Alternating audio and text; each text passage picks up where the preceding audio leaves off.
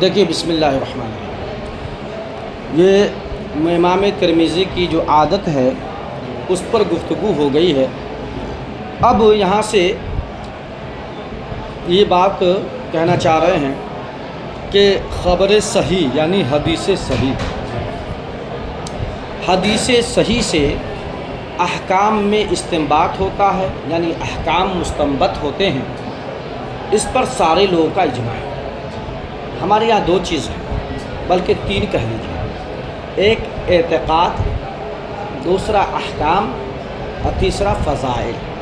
ٹھیک ہے، اعتقادیات جس کو اصول کہتے ہیں، یہ قرآن عظیم کی یعنی آیات کریمہ اور احادیث متواتر سے کس سے اعتقاد کا ثبوت ہوتا ہے۔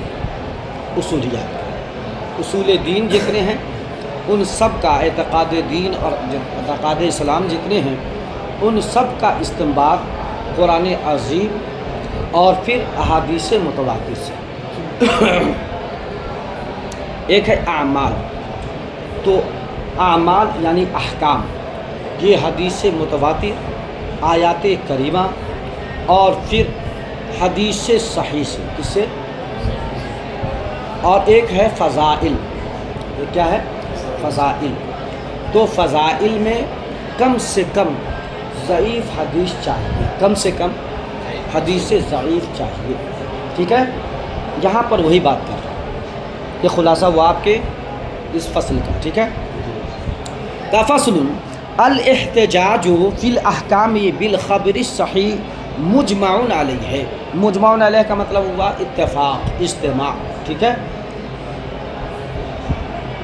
کہ خبر صحیح کے ساتھ احکام میں یا خبر صحیح کے ذریعے، خبر سے مراد حدیث ہے۔ ٹھیک ہے، خبر صحیح کے ذریعے احکام میں احتجاج یعنی دلیل پکڑنا، اسی کو کہتے ہیں مستنبط کرنا، استنباط، مجمع علیہ، اس پر اجماع ہے۔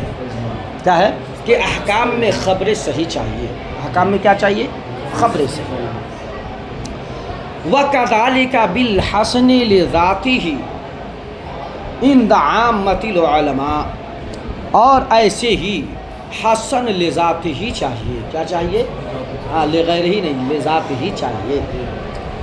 عام علماء فقہا اور محدثین کے نزدیک، عام علماء فقہا اور محدثین کے نزدیک، تینوں کا تین طبقہ ہو گئے، علماء، عام فقہا، عام ائمہ محدثین۔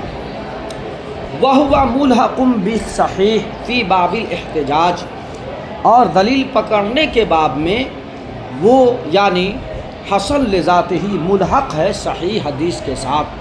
ٹھیک ہے، یعنی جس طرح صحیح حدیث سے احکام کا استنباط ہوتا ہے، اسی طرح حسن لذات ہی سے بھی احکام کا ثبوت ہوگا۔ وَإِنْ كَانَ دُونَ فِي الْمَرْتَبَةِ، اگرچہ مرتبے میں کم ہو، ہے ہونا کیا چاہیے؟ حسن لذات ہی، کیا ہونا چاہیے؟ اور صحیح ہونی چاہیے۔ اگرچہ صحیح کے مراتب میں فرق ہوتا ہے، لیکن ہونی چاہیے صحیح اور حدیث حسن لذات ہی۔ ٹھیک ہے نا، اب ذوف و قوت کے بنیاد پہ فرق ہے نا، آپ تو پڑھیں پیچھے۔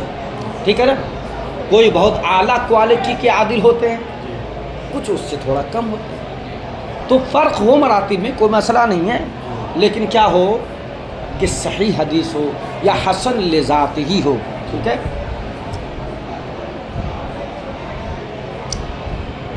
اب کہتے ہیں والحدیث الضعیف الذی بلغ بتعدد الطرق مرتبۃ الحسن لغیرہ اعظم، اور کہا وہ حدیث ضعیف کہ جس کا مرتبہ تعدد طرق کی وجہ سے حسن ہو گیا، حسن لغیرہ ہی ہو گیا، یعنی وہ حدیث ضعیف جو کئی طرق سے کیا ہو؟ مروی ہو، تو اب وہ حسن لذات ہی نہیں ہے تو حسن لغیرہ ہی ہو۔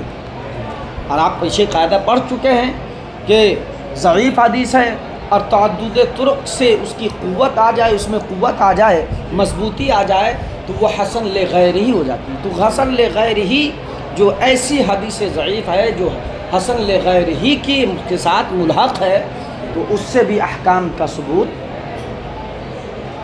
مجمعن، یعنی یہ بھی کیا ہے اجتماعی طور سے، یعنی گویا کہ حسن صحیح حدیث صحیح، حدیث حسن لذاتہ اور حدیث حسن لغیرہ وہ جو ہے حقیقت میں ضعیف لیکن تعدد طرق کے بنیاد پر مضبوطی آ گئی تو وہ حسن لذاتہ کے ساتھ ملحق ہو گیا۔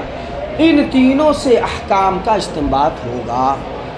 اب کیسے کیسے ہوں گے تو اس میں فرق ہو جائے گا۔ جیسے مثال کے طور پر قبر کے عذاب کا معاملہ ہے، قبر کے تو اگر کوئی شخص قبر کے عذاب کا منکر ہو کسی دلیل کے بنیاد پر، کس کی بنیاد پر؟ کسی آپ پڑھ چکے ہیں، کسی دلیل کے بنیاد پر، تو اب اس حدیث اب اس عذاب قبر کے منکر کو کافر، کیوں؟ اس لیے کہ حدیث پاک جتنی بھی آئی ہیں ان سب میں کلام ہے جس کا تعلق عذاب قبر سے۔ اگر کوئی یوں ہی بلا وجہ کا انکار کرے اور اس کے پاس کوئی دلیل نہ ہو تو پھر وہ کیا ہو جائے گا؟ کافر ہو جائے گا۔ کیا ہو جائے گا؟ تو دیکھیے وَمَشْتَهَرَ أَنَّ الْحَدِيثَ الضَّعِيفَ مُعْتَبَرٌ فِي فَضَائِلِ الْأَعْمَالِ، ٹھیک ہے، اور وہ جو مشہور ہے کہ حدیث ضعیف فضائل اعمال میں مقبول ہے، ٹھیک ہے، لا فی غیرہا، اس کے غیر میں نہیں ہے۔ اسے غیر سے مراد کیا ہے؟ جو اعتقادیات اور اصولیات یا پھر احکام ہیں اس میں حدیث ضعیف مقبول نہیں ہے، صرف فضائل اعمال میں مقبول ہیں، ٹھیک ہے۔ تو اس سے مراد کیا ہے؟ کہا المراد مفرداتہ لا موضوعها لا مجموعها، کہا کہ مراد اس سے مفرد ضعیف ہونا ہے نہ کہ اس کا مجموعہ۔ مطلب اگر ایک حدیث پاک ایک ہی سند سے مروی ہو اور اس سند میں کیا ہو؟ ضعف ہو، کوئی اور طرق سے مروی نہ ہو تو اب ایسی حدیث فضائل اعمال میں صرف مقبول ہوں گی، احکامات میں مقبول نہیں۔ لیکن اگر اس ضعیف حدیث کی تقویت ہو جا رہی ہے کسی اور طرق کے ذریعے دوسری حدیث سے دوسری سندوں سے تو اب وہ حسن لغیرہ ہی ہو جائے گی اور وہ احکام میں مقبول ہوں گی، ٹھیک ہے۔ تو کہا کہ مراد اس سے اس کا مفردات ہے نہ کہ اس کا مجموعہ، کیوں؟ لأنہ داخل فی الحسن، اس لیے کہ اس کا مجموعہ جو کثرت تعدد کثرت طرق کی وجہ سے جس کو میں تقویت آ گئی ہے تو وہ تو اب مجموعہ ہوا، اور مجموعہ کیا؟ حسن لغیر ہی ہو جائے گا۔ کیا ہو جائے گا؟ اور حسن لغیر ہی احکام میں مقبول ہے، اس لیے کہ وہ داخل ہے حسن میں، لا فی ضعیف، ضعیف میں داخل نہیں ہے۔ اب ضعیف سے تو وہ نکل گئی حدیث۔ صرح بہ الائمہ، اسی کی تشریح ہمارے ائمہ نے فرمائی ہے۔ وقال بعضهم ان کان الضعیف من جہت سوء حفظ او اختلاط او تدلیس۔ اب دیکھیے جی یہاں دو قول ذکر کریں گے۔ حدیث ضعیف تو مقبول ہے فضائل اعمال میں، لیکن کثرت تعدد کثرت طرق کے بنیاد پر اس میں حسن آ جائے گا، اس میں تقویت آ جائے گی تو حسن غیر ہی ہو جائے گی، حسن لغیر ہی۔ لیکن کہتے ہیں کہ ضعف ماننے میں اختلاف، ضعف ماننے میں وجہ ضعف کیا کیا ہے تو اس میں اختلاف۔ بعض لوگوں نے فرمایا کہ اگر ضعیف سوء حفظ اور اختلاط حدیث یا تدلیس حدیث کی جہت سے ہو مع وجود الصدق والدیانہ، اس شرط کے ساتھ کہ صداقت و دیانت پائی جائے، صداقت و دیانت پائی جائے، اور ینجبر بتعدد طرق، اور وہ ضعف ختم ہو جائے تعدد طرق سے، یعنی سوء حفظ کی جہت سے ضعف آ گیا تھا کہ راوی اس کا کیا ہے؟ سوء حفظ کا شکار ہے، نسیان اور بھول چوک کا شکار ہے، یا پھر اختلاط کر دیا، عمر زیادہ بڑھ گئی ایک کے سند کو دوسرے میں لگا دیا، یا یہ کہہ لیجیے جو حضرت مالک بن انس سے روایت ہے اس کو کر دیا انس بن مالک، نہیں سمجھے؟ مالک بن انس اور انس بن مالک، جیسے اسامہ بن زید، زید بن اسامہ، محمد بن محمد، محمد بن محمد، نہیں سمجھے؟ تو وہ بدل دیا، ٹھیک ہے۔ یہ سب بھی کیا ہوتا ہے؟ سوء حفظ کی وجہ سے ہی ہوتا ہے، نہیں سمجھے؟ تو یہ کر دیا، یا پھر تدلیس کر دی کہ اپنے شیخ کو چھوڑ دیا، یا یہ کہہ لیجئے کہ اپنے شیخ کو چھوڑ دیا، اس کے شیخ سے روایت کر دی، یہ بھی تو تدلیس ہے، سمجھ گئے نا؟ تو اگر یہ ذوق ختم ہو جائے، کس سے؟ تعدد طرق سے، کس سے؟ کہ ایک یہ راوی ہے، اس نے اپنے شیخ کو چھوڑ دیا ہے، لیکن آپ راوی ہے، آپ نے وہی حدیث جس شیخ سے سنا ہے وہ حدیث کو اس شیخ کو بیان کر دیا، تو اب سمجھ میں آ جائے گا اس نے جس شیخ کو چھوڑا ہے وہ شیخ انہوں نے بتا دیا کہ یہ ہے، تو ان کا جو ذوق تھا وہ ختم ہو گیا نا، سمجھ گئے؟ تو اگر ایسا ذوق بھر جائے، ینجرو کا مطلب کیا ہو؟ ینجبرو کا مطلب کیا؟ بھر جانا، اور ہم اصطلاحی ترجمہ کر رہے ہیں کہ ختم ہو جانا، ٹھیک ہے؟ تو وہ ذوق اگر تعدد طرق کی وجہ سے ختم ہو جائے، ٹھیک ہے، تو اب اس کو کیا کریں گے؟ وہ مقبول ہو جائے گی۔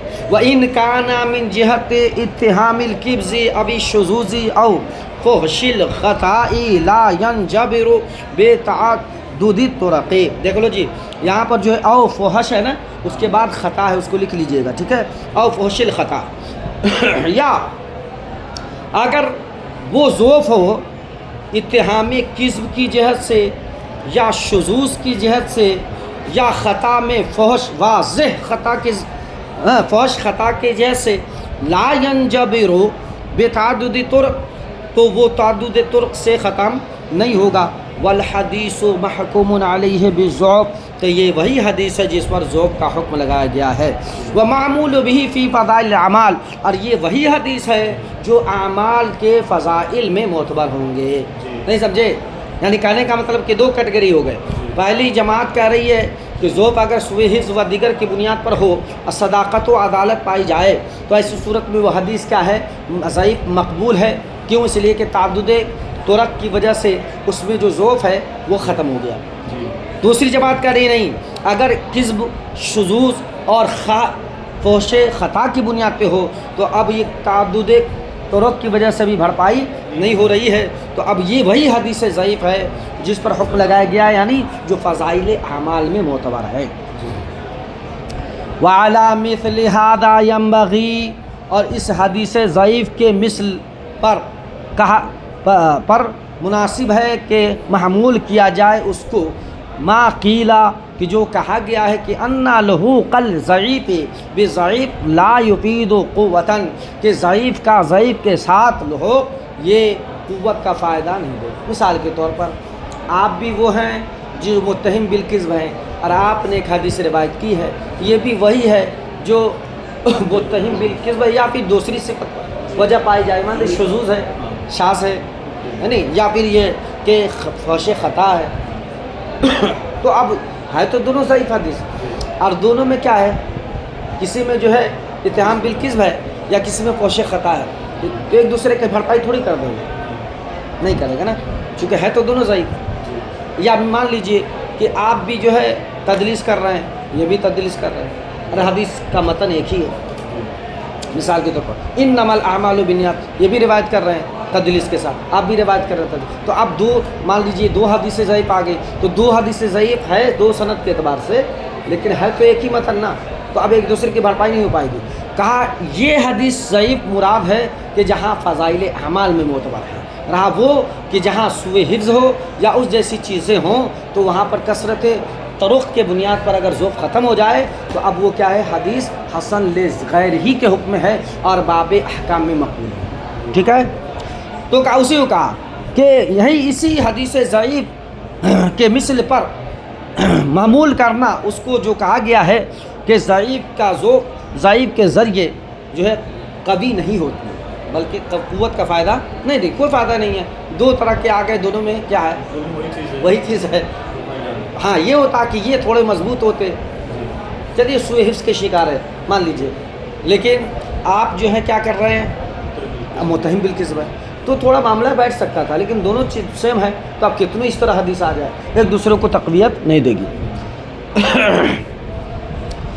وَإِلَّا فَهَذَا الْقَوْلُ ظَاهِرُ الْفَسَادِ، ورنہ تو پھر یہ قول فساد ظاہر پر معمول کر دیا جائے گا، ہے نا، یعنی کہا جائے گا. اور اس قول میں کیا ہے؟ فساد ظاہر ہے. فتدبر، تو بہت غور فکر کرو، بہت سوچو بھائی. اگر ایسی بات ہوگی تو جتنی حدیثیں ضعیف ہیں سب ایک دوسرے کے لیے کیا ہو جائیں گے؟ قوی کا، قوت کا ذریعہ بن جائے گی. پھر کوئی حدیث ضعیف ہی نہیں رہے گی، سب قوی ہو جائے گی. نہیں سمجھے؟